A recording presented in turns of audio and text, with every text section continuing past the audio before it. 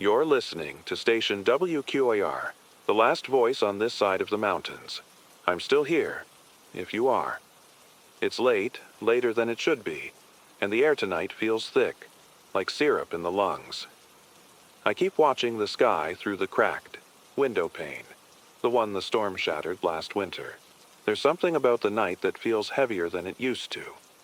I guess that's why I'm broadcasting tonight, even though the phones barely work and the lines have been empty for hours.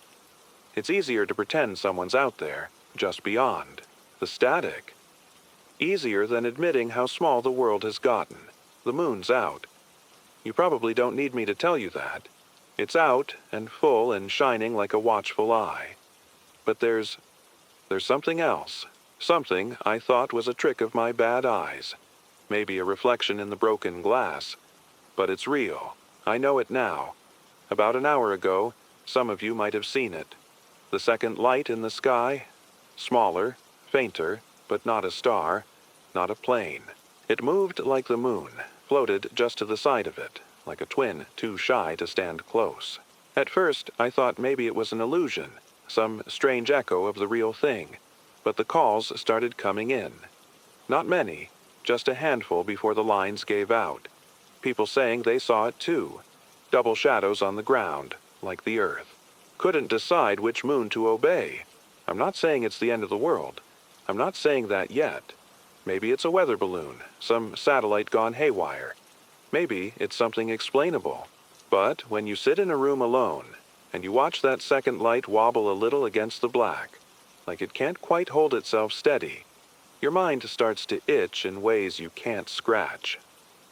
A listener, Jules, from east of the river, sent. In an email before the net died, he said, "It's not a new moon, it's a mirror. It moves when the real one doesn't, like it's learning." I don't know what that means. I don't think Jules knows either. I found an old field report too, from a guy, at a university somewhere, can't name names because, well, you know. But it was archived years ago, tucked between documents about lunar orbit studies. It talked about false satellites, temporary bodies that slip in and out of orbit without explanation. Scientists called them mini-moons, but they always left, again. This one's staying. The tides are already off. The river behind the station runs lower than usual, but faster, more vicious. The water looks like it's trying to get away from something. Fish washing up on the banks, breathing hard, like they've been chased through dreams they can't wake from.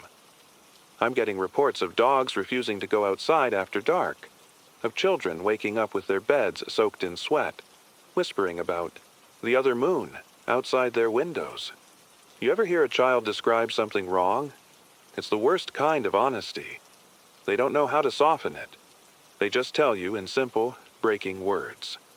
A farmer, old guy named Reggie who calls in sometimes to give weather updates, left a message before the lines dropped. He said the cows broke through the fence tonight, ran straight into the woods. He said it was like they were chasing something only they could see. Maybe it's nothing. Maybe it's mass hysteria. We've been under so much pressure lately. All the rolling blackouts, the shortages. Maybe the mind plays tricks.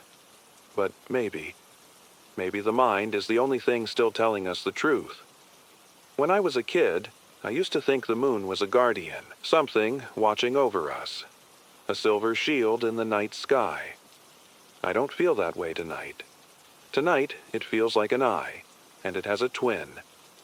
I'm keeping the lights low in here. Not out of fear, not exactly. It's more like respect, like an animal lowering its head when it knows something bigger is watching.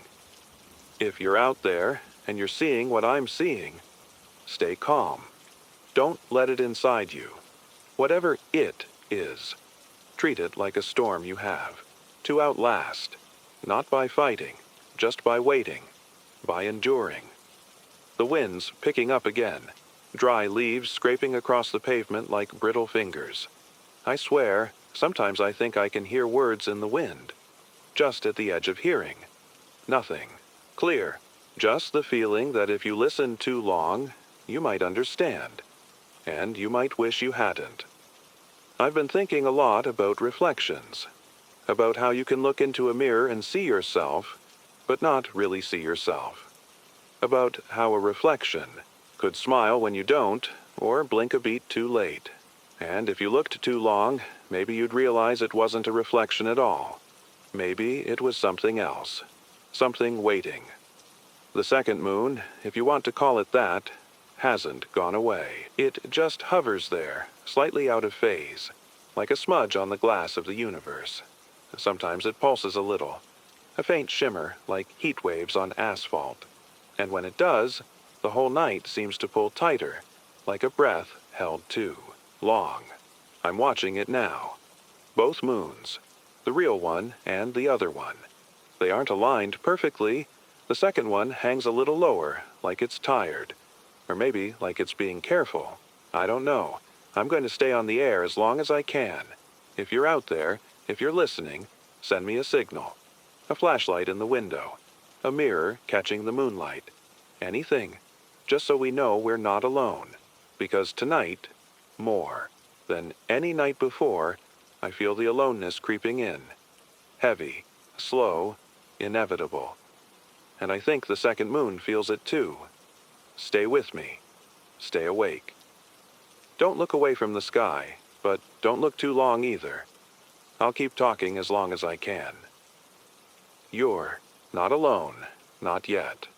I don't know how long I've been sitting here staring out through that broken window, trying to measure the way the world's gone wrong. Maybe it's only been minutes, maybe longer. Time feels slippery tonight, sliding between my fingers every time I try to hold on to it. The second moon, it's not just hanging there anymore. I don't know how to say this in a way that makes sense. It's breathing. At first I thought it was a trick of the clouds, the way they move and shudder against the stars. But it's not the clouds. It's the moon itself, growing and shrinking. So slowly, you almost wouldn't notice unless you stopped everything. Else, unless you let yourself get very, very still. I see it now. A slow, steady expansion, like lungs filling with air. A long exhale that drags the stars a little closer with it. It isn't light we're seeing. It's something else. Light doesn't behave like that. Light doesn't breathe. I should have left the station.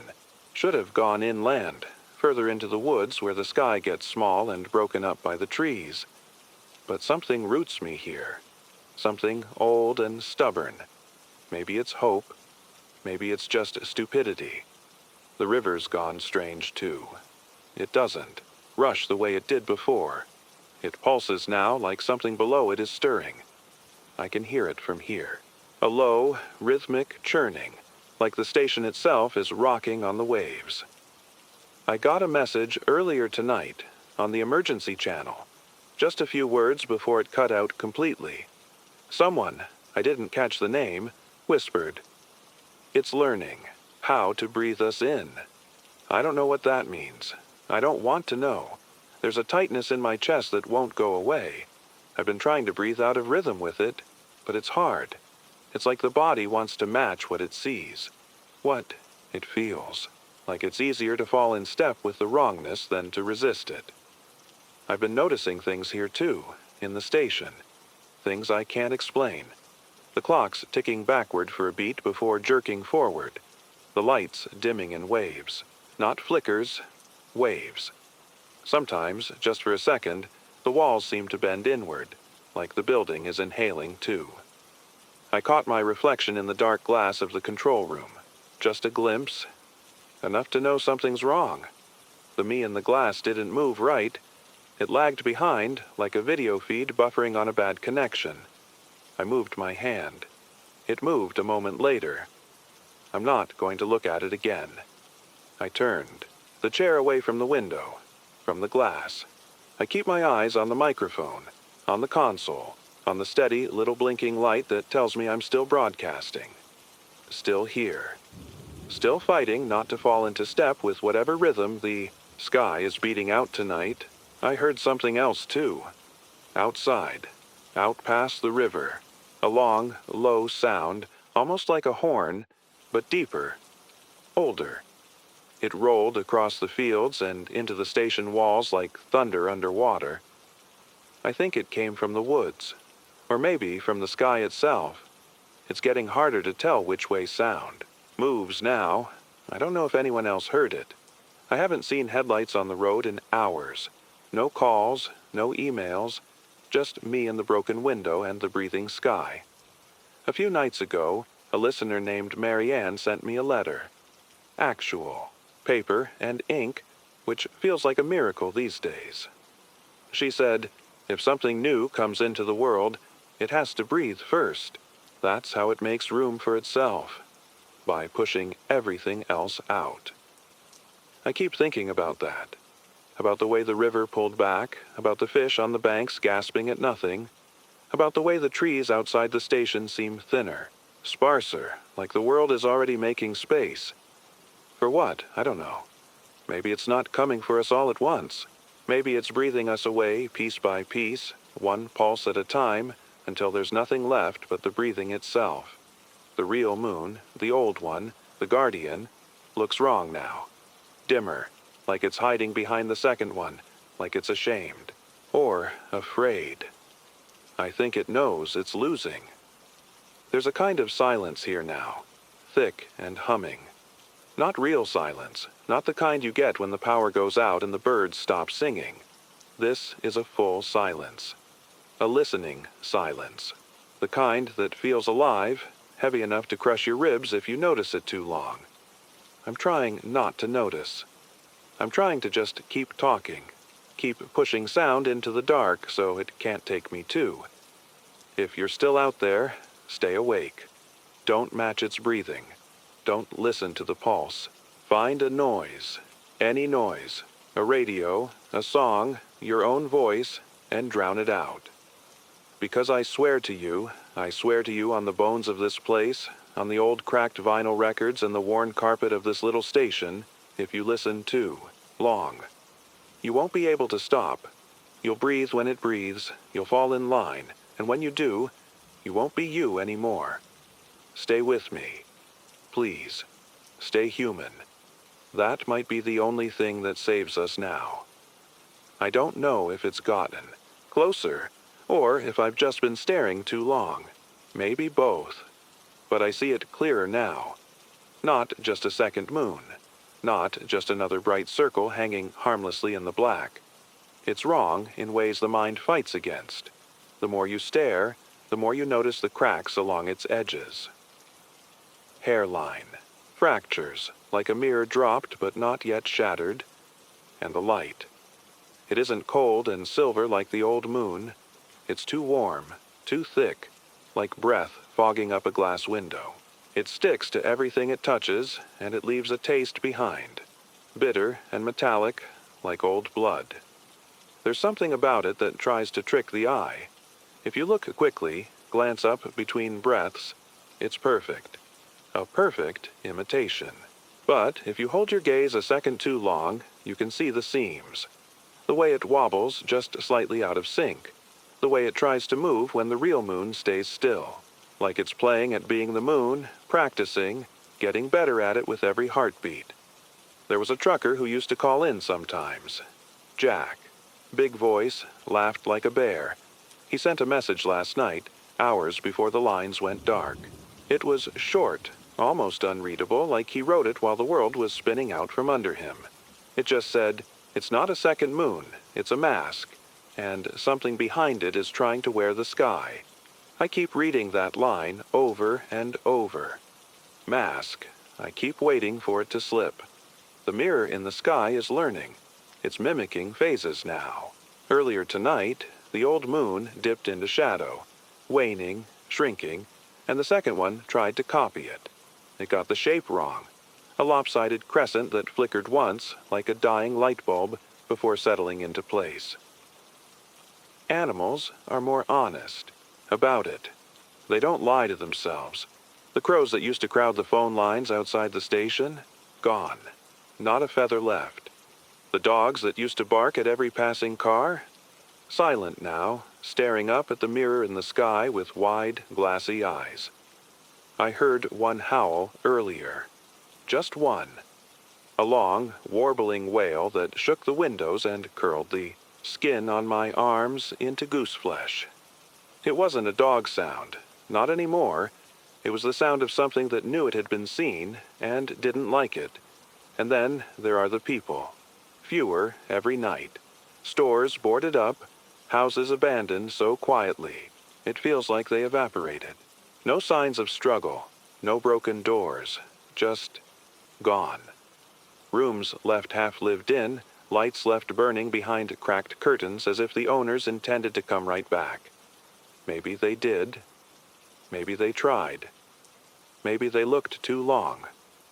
When you live long enough in one place, you get used to the way the world sounds.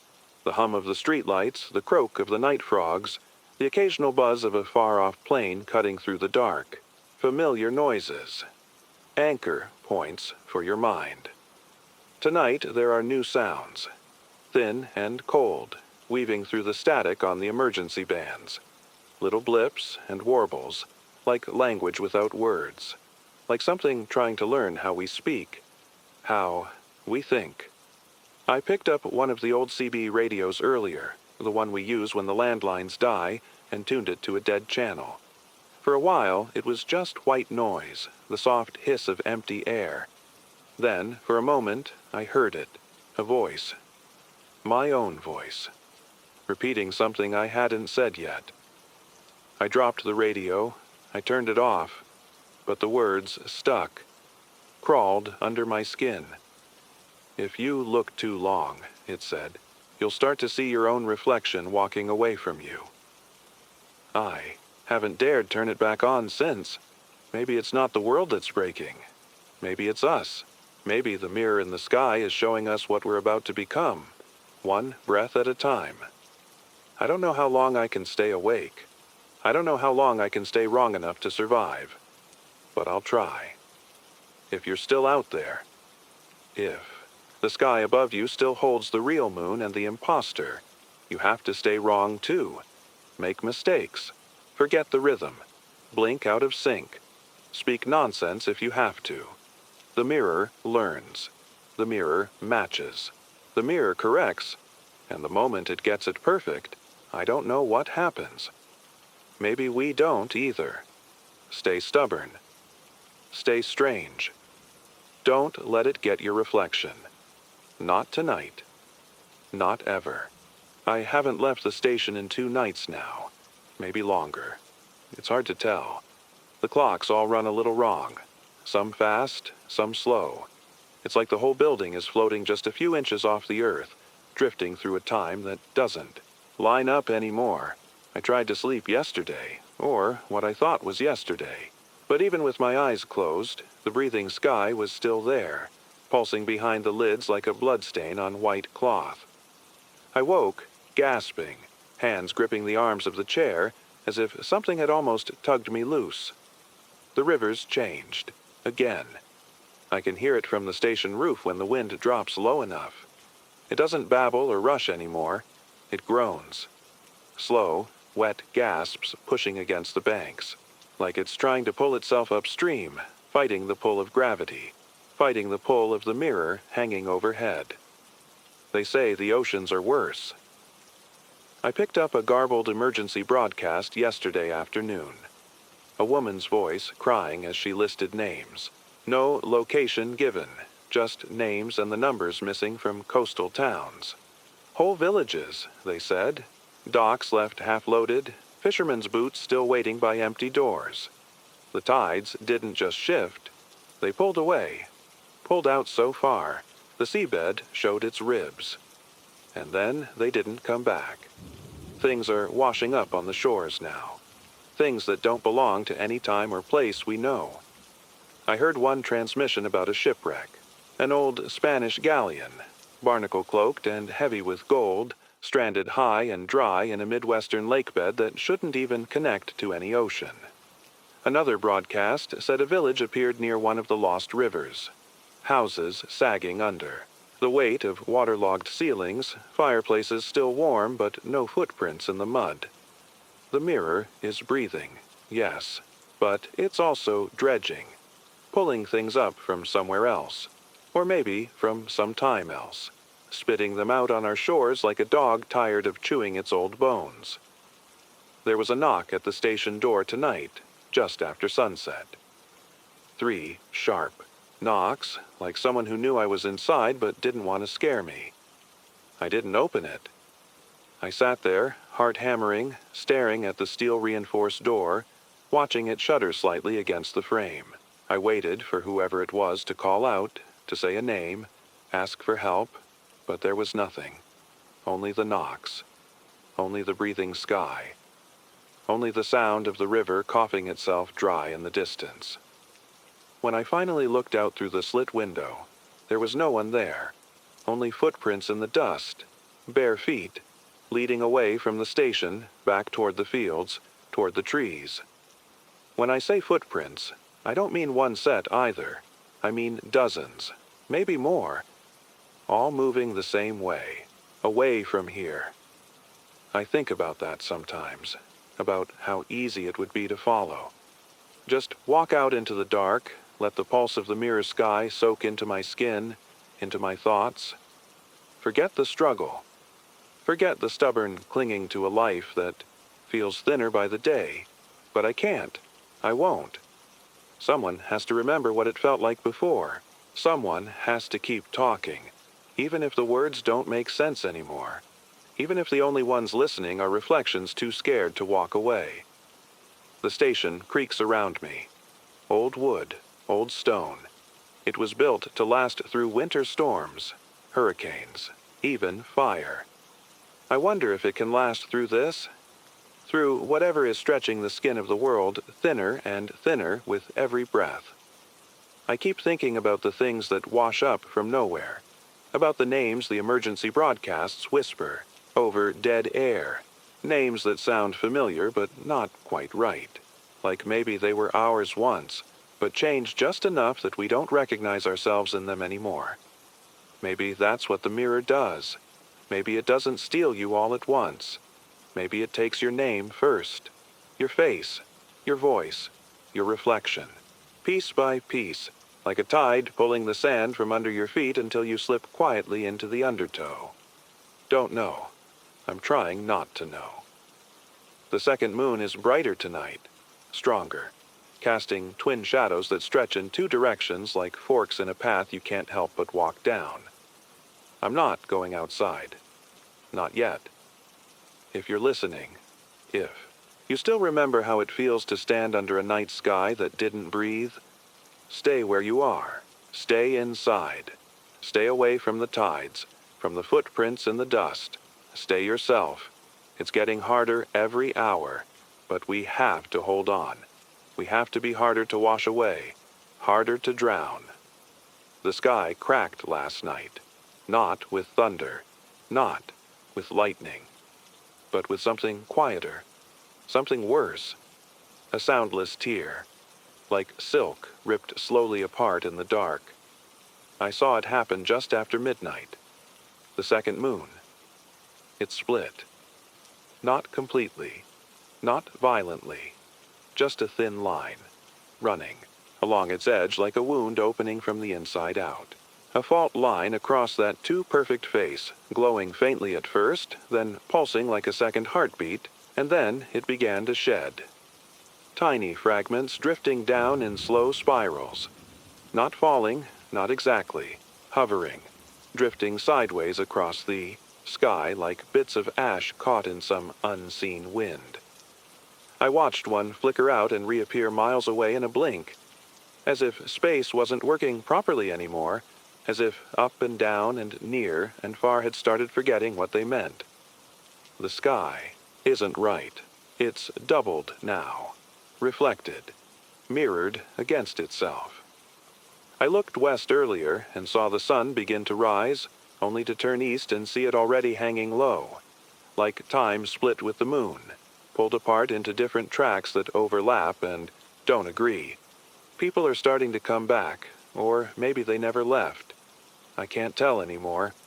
I saw someone walking by the tree line at dusk. Tall, slow, stiff. They didn't turn when I shouted. They didn't stop. just kept moving in the exact same rhythm the second moon pulses with, then another one, just like them, and another, all moving in the same pattern, not a crowd, a copy. I thought I saw myself in one of them. Same build, same coat I wore 2 winters ago, same limp in the left leg, but older, more worn, like a version of me that's been walking, longer than I have. I slammed the shutters and I haven't looked outside since. The glass in the control room is starting to fog over, even though there's no heat running. A mist crawling across the inside of the panes. Every time I wipe it away, it comes back thicker. Sometimes I catch shapes in it, silhouettes pressed up against the other side, like someone's trapped between layers of the window. Or like something's looking through from another place. One where the moon's cracked open earlier. One where the tide already took everything. I've stopped checking the national feeds. They've all gone quiet or looped. One emergency channel just plays the same 5 seconds of wind over and over. Another repeats a phrase that no one can translate, not in any known language. It sounds like a lullaby if you're not paying attention. It sounds like breathing if you are. There's a frequency I found last night. It wasn't there before. Dead static at first, then a slow rise in pitch, like a dial being tuned by invisible fingers. And then I heard them. The voices, not human, not quite, echoes with no origin. Laughing, crying, whispers stacked on top of each other like broken glass being stirred in water. Some of them said my name. Some of them said yours. There's a pattern to it, I think. A map or a warning. Or maybe an invitation. But I'm not listening to it again. I've unplugged the receiver, cut the wire, but still, sometimes even with everything off, I hear it in the walls. Faint, but there, like the building itself, is remembering. The fracture in the sky is wider now. More of the mirror has broken away, forming what looks like a trail. Not random, not chaotic, but deliberate. Orbits that don't obey gravity. Spirals that loop and tighten like a net closing in. Some of the fragments blink. Some of them move against the flow. Some of them are getting closer. One passed over the station just an hour ago. No sound. Just a cold that seeped through the ceiling like a shadow. The walls shook. Not violently, but like they were correcting. Like they were aligning with something they didn't belong to. I looked outside after it passed. Everything was flipped. The barn to the east now stood to the west. The windmill faced the wrong direction. My own footprints in the mud led backwards toward the station door, like the world had been turned inside out for just a second, and then left that way. I keep trying to write this down. I keep trying to speak it clearly. But the words don't always stay the way I mean them. Sometimes I look at what I just said, and it's not what I remember saying at all. Like the story's being rewritten behind my back. Like something is editing me. And still the mirror breathes. Still the second moon splits. Still the sky waits for something. If you're listening, if you're still real, if you're still yours, you have to hold that line tighter now. Hold on to your voice, your reflection, your direction. Don't let it turn you. Don't let it double you, because I think the horizon's already split, and soon we won't know which side we're on. There was a calendar on the wall of this station. You know, one of those free ones from the hardware store with glossy pictures of red barns and pumpkin fields. It used to be a comfort, something to mark the passing of ordinary time. I tore it down tonight, not out of anger, out of confusion, because it's wrong now, all of it. The days aren't lining up anymore. They stretch, shrink, fold over themselves like pages being flipped out of order. I looked at the same sunrise 3 times today, each one colder than the last. The moon, the real one, the first one, used to be a measure of time, of tides, of sanity. It gave us rhythm, seasons, stories. Now it just hangs there, pale and tired, barely able to hold its shape under the weight of its mimic. And that mimic, it's not pretending anymore. It's grown bold. It pulses stronger than before, faster too. The breath is no longer slow and hidden. It gasps now, pulls and releases invisible waves that roll through the clouds and flatten them like sheets on a wire. You can see the stars bend around it when it inhales. They stretch, ripple, and then snap back as if the sky itself is being chewed and spat out. People are vanishing. I don't mean fleeing or hiding. I mean vanishing. Mid-step, mid-sentence. Gone.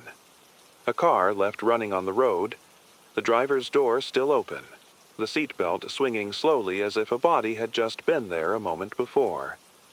A neighbor, Nora, who used to bring me canned peaches and whiskey when the snow got too deep. She stopped calling in a week ago. Today, I saw her house from the tower. The door was open. A single chair sat on the porch, rocking slightly in a wind I couldn't feel. I walked there at dusk. Stupid, I know. But I had to. I had to see. The house was cold and smelled of iron. Not blood, not quite, just iron. Like old pennies. And water left still too long. There were photographs on the walls. Dozens of them. All turned to face the wall. All of them. And when I flipped one over, it was blank. Not just faded. Blank. A white square where a memory should have been. Like something had come through and scrubbed the past clean, leaving only the nail holes in the paint behind. I stood there in that hollow house and I thought, this is what a wake feels like. Not the ceremony, not the candles and black clothes, the feeling. The long hush after the storm, when everyone's gone home and the dishes are cold and no one remembers what was said. The long wake. That's where we are now, a stretch of time between endings. A funeral no one showed up for. I got back to the station and found the front door open. I hadn't left it that way. I never leave it that way. But nothing was missing. Nothing touched. Just a faint smell of fog and paper and something sweeter. Faint. Rotten. I checked the tapes. We still have old cameras running. Nothing. No movement. Just one frame at 4:16 a.m. where the hallway lights dim for a second. And then a shape. Tall, thin, facing the camera directly. A blur. No eyes. No eyes. Gone the next frame. There was a message scratched into the desk this morning. I didn't write it. Not unless I was sleepwalking, and even then, the handwriting was wrong. Spidery and slanted and mirrored like it was meant to be read in water. It said, I woke up wrong. I don't know what that means. I think we're being replaced or rewritten or unraveled. I think the second moon is watching more closely now, seeing what fits and what doesn't, what it can take and what resists, and what breaks in the process. Some days I hear voices inside the transmitter, not in the static, underneath it, like a buried conversation I'm not invited to. Once, it sounded like my mother. She's been dead 7 years. She was laughing. It wasn't a nice laugh. I've started to forget things, little things, at first. Where I put the keys, whether I already said something on air, then bigger. I opened the cabinet where we keep the tapes and found them all blank. Not erased, empty, plastic shells, no reels. I don't know how long I've been on the air anymore. I only know I still am. The mirror sky is peeling open. The breath is turning into a voice. It's not words, not yet. Just tone, emotion, hunger. I think the long wake is ending. I think the service is about to begin, and I don't know who the guests will be or what's being buried. If you still have your name, speak it out loud, often. Write it down. Carve it into something real. Anchor yourself, because when the tide pulls again, it might take everything that isn't nailed to the bones of this world, and you are not a wave. You are not driftwood. Hold. Please, hold. I caught my own voice on the air again last night. Not live, not a recording, not anything I can explain. I was broadcasting. I was speaking. I remember that clearly. And then there was a delay, a kind of stumble in the feed. And over me, not instead of, but overlapping, another me, saying the same words, a breath late, not an echo, not feedback, a version of my voice that had already said it, or maybe hadn't said it yet. I stopped mid-sentence, but the other voice kept going.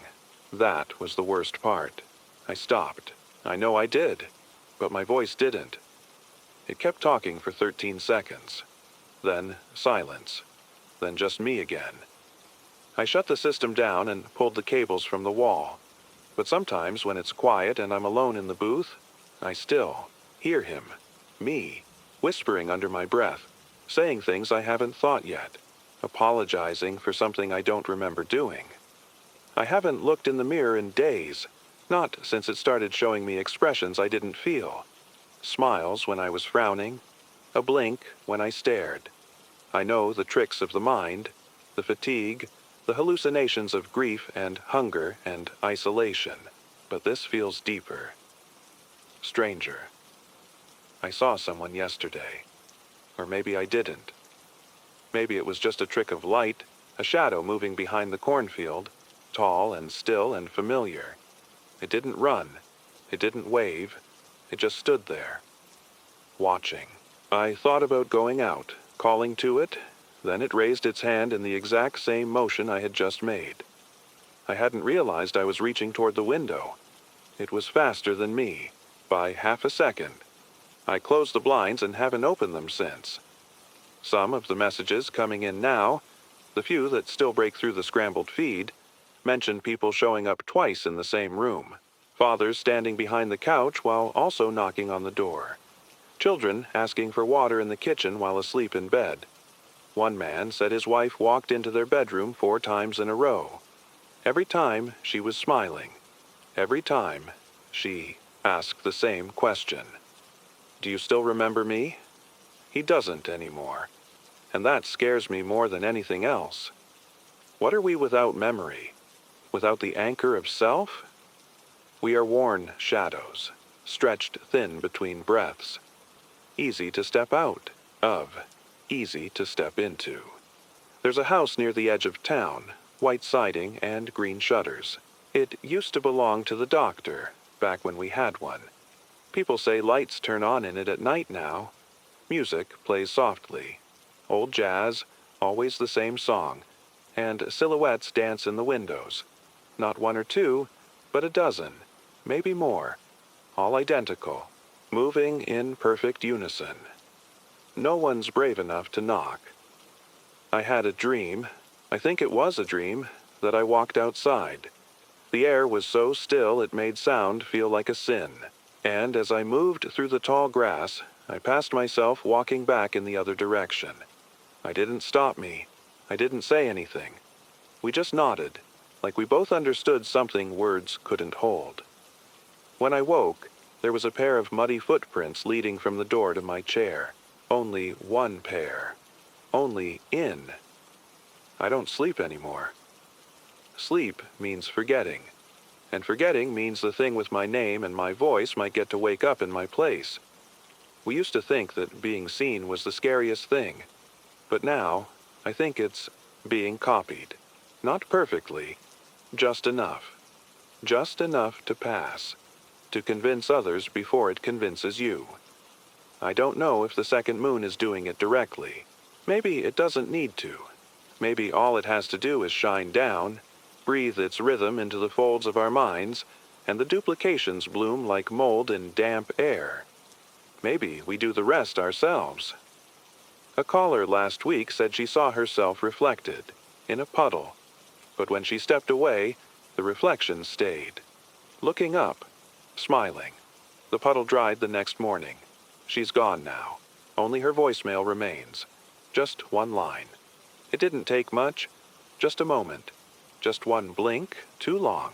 If you're still real. If you still feel the weight of your body, the edges of your name, hold them close. Repeat your birthday out loud.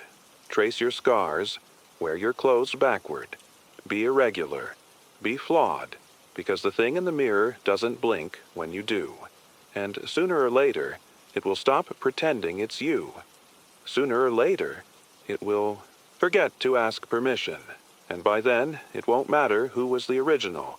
Not to it, not to the sky, not to whatever's breathing behind the stars. There's a hum under everything now. Not loud, not constant, not at first. It starts low, like a false note in the wiring. A tension behind the silence. Then it grows. Slowly, steadily, until it becomes all there is. The kind of sound you feel in your teeth before your ears. A resonance that doesn't just fill the room, but presses through your skin, into the marrow. I hear it most between 3 and 4 in the morning. That's when the static on the band opens up and the noise pours through, wide as a wound. It's not electricity, not feedback. This isn't mechanical, it's biological. The hum pulses like a heart. I tried to record it, played it back through the studio speakers, but the waveform wasn't there. Just a blank file, dead space. But when I pressed play, my stomach clenched, my eyes burned, and for a second, just a second, I felt like I was falling inward, like my body had been hollowed out and was echoing the sound back into itself. Whatever it isn't meant to be heard by machines. Just us. And I think that's the point. There are no more planes in the sky. No contrails, no blinking lights, not even birds anymore. Just the breathing moon and its pieces, just that low, patient hum. A few hours ago, I opened the emergency band to hear if anything human was still broadcasting. What I found was a man whispering over the signal. No name, no location. Just a single sentence, repeated over and over in different tones, like he was trying to find the right pitch to make it stop. I am not the echo. I am not the echo. I am not the echo. Over and over. Faster each time. Then slower. Then distorted. Like his voice was being stretched through something thin and sharp. The last time he said it, it didn't sound human at all. And then it cut out. I haven't heard anything since. The hum is getting louder. It's shaking things loose from under the station. I found old radio parts rattling against the floorboards, things we haven't used in years. Every drawer left open, every nail bent slightly toward the west, like metal leaning into a magnet. I stepped outside just for a moment, just to breathe something that wasn't recycled dust and panic. The sky was low, pressing close. The clouds moved like oil over water. Not rolling, but spreading, pulled in slow arcs around the broken second moon. The hum rose the second I crossed the threshold.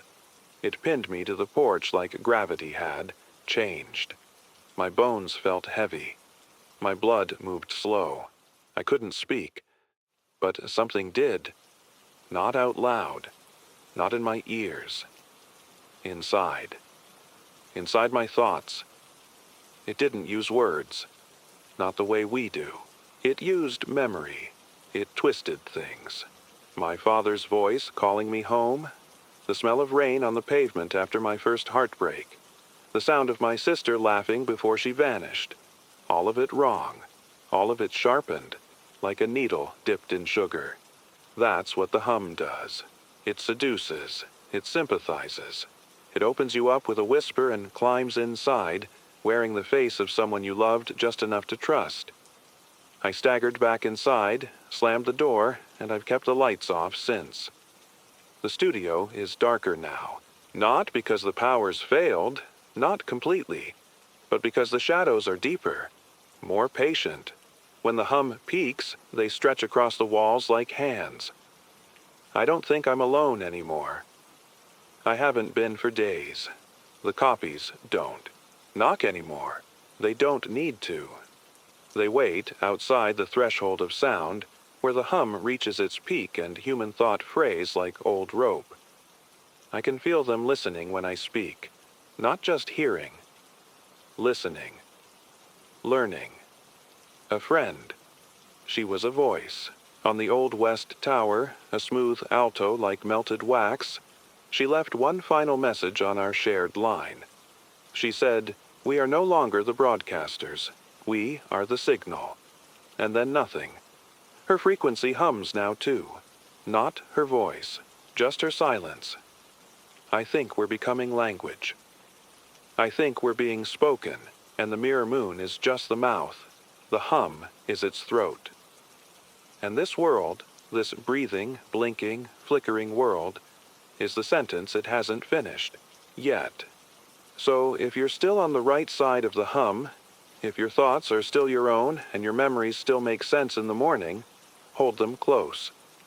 Because language forgets. Voices fade, and once it speaks you completely, you don't. Come back. There are fewer words in me now. I notice it when I speak. The gaps between thoughts, like my mind is tripping on its own shoelaces. I reach for a phrase and find it missing. Not misplaced. Just gone. Evaporated. Like something inside me no longer wants to name things. I think that's what the mirror moon wants. To strip the names first. To soften the world with forgetting. It's easier to change something if you don't remember what it used to be. People have started calling it the pale. No longer the second moon. No longer the mirror. Just the pale. Like it's always been there. Like it belongs. I don't know where the term came from. Maybe from the cults. They're not hiding anymore. They walk openly through the towns that still stand, barefoot, white-robed, silent, always facing the sky, never looking at each other, never blinking. I saw a group of them pass the edge of the field yesterday. 7, maybe 8, all identical height, all identical posture. They walked without sound, without hesitation, as if something in their bones already knew the path. They left no footprints. That's how I knew. Not people anymore, or maybe not people first. I received a letter this morning, slipped under the station door. Heavy paper. Black ink. No return address. Just a single line written in an elegant, curling hand. Only the pale will remain. And beneath it, in smaller print, you are invited. It's still on the console beside me. I haven't touched it. I don't know what would happen if I did. They don't speak, the pale. But they leave messages in the dirt, in the frost on windows, in the patterns of dead leaves stuck to your windshield. A shape, always the same. A circle split down the middle, one side shining, the other side scarred. I think it's a map, or a gate, or a lock, and the pale are the key. The breath of the mirror has grown louder. It's not a hum anymore. It's a rhythm, a code. It speaks in pulses and patterns like a heartbeat stretched across the sky. If you listen too long, you begin to tap your foot without thinking. Nod your head. Speak in cadences not your own. The world is sinking. I saw a deer yesterday, dead in the grass. But when I approached, it stood. Its body was twisted, not broken, but realigned. Legs bending wrong. Head tilting in perfect mirror of mine. It didn't blink. It didn't breathe. It just copied. Then it turned and walked away. Not ran. Walked. Slowly. Proudly. Like it had passed a test and was leaving me behind. Even the animals are being remade. I think about that more than I want to. How easy it is to reshape something that doesn't fight back. That doesn't ask questions. That doesn't say no. I wonder how long I've been saying yes without realizing it. The radio only plays one frequency now. A lullaby, slow and warbled. A woman's voice, distant and underwater, singing words I don't recognize, but I know the feeling. A sadness wrapped in cotton. A grief too tired to scream. When I turn it off, I still hear it. In the water pipes. In the cracks in the walls. In my own breath when I sleep, I don't have many photos left. Most of them went white last week, faded to blank paper like they'd never held a face. One remains, tucked behind the station clock, a picture of me, long before all this, smiling beside the tower, holding a microphone, wind in my hair. But the eyes aren't mine anymore. They're too wide, too still, too pale. I think the pale have been coming for longer than we knew. I think we welcomed them in long before we had names for them. Every mirror is a door, every photograph a seed, every breath we match a promise. If you're still out there, still unsure, still frightened, still aching for the world we had, good. Hold on to that ache. Nurture it. Let it grow inside you like fire, because the pale don't ache. They don't long. They don't resist. And once you stop resisting, you stop existing. I'll keep speaking for as long as I can, even if the words fail me, even if I have to make new ones, because only the pale will remain, unless we outlive them, unless we refuse to be rewritten. There's no time anymore. Not really. Just the slow drift of breath and shadow. The station clock's long since melted down to ticks and pulses, like it's trying to become something simpler, more ancient. Even my own heartbeat feels artificial, like it's someone else's rhythm beating behind my ribs. I haven't spoken my name in days. I think it would hurt too much now. I think it would echo. I think it would answer back. The pale have gathered. They don't wait at the edge of the woods anymore. They don't hide behind the shimmer of the fractured sky. They stand here, around the station, shoulder to shoulder, eye to hollow eye, ringed like stones around a grave that hasn't stopped breathing. Some of them are me. Not just similar, exact. I see the scar on the left hand, the old station, hoodie, the lopsided smile I haven't worn since the towers fell. They don't move, they don't blink, they just wait for me to stop talking. I think they've been patient long enough. The real moon is gone now, swallowed completely. Only the pale remains, massive, pulsing, alive. The sky hangs like wet cloth above the trees. The stars are just pinholes in a veil too thin to hold the dark out anymore. The signal is wrong. It loops back on itself. It coughs and repeats. Sometimes it speaks before I do, like it knows what I'm about to say. Sometimes it whispers things I don't remember thinking. The booth has gone cold. The glass no longer shows my reflection. Only the chair. Only the microphone. Only a window to something hungrier. The wires bleed static. The walls flicker. I think the station is dying, or maybe it's just remembering how to be silent. I tried to fight it. I tried to stay strange, stay stubborn, stay beautifully, painfully human. I thought if I just kept talking, kept breathing off beat, I could survive the rhythm, but I can feel the pale inside my lungs now. I can feel it moving with me, tuning, me, rewriting me with every word I speak. This might be my last broadcast, and if it is, if this is all I have left to give, then let it matter. If you're listening, if you're still out there, skin warm, eyes wet, mouth trembling with some holy resistance, then don't surrender. Don't kneel to the pale. Don't let your voice become theirs. Speak nonsense, write poetry, bleed color, and when the sky opens, because it will, scream. Scream like you're the last soul left in a quiet world that's already being rewritten. Scream like you're a wound the dark can't close. I'll keep the mic hot as long as I can. I'll burn out with the signal. I'll scream with you until the pale forgets how to listen. Because I remember now. I remember who I am. I remember how the sun felt the day before the second moon rose. And I will die remembering. You hear me? I will die remembering. I will not be spoken. I will not be mirrored. I will not be pale. This is WQR. This is my last breath. And if you're still there, run.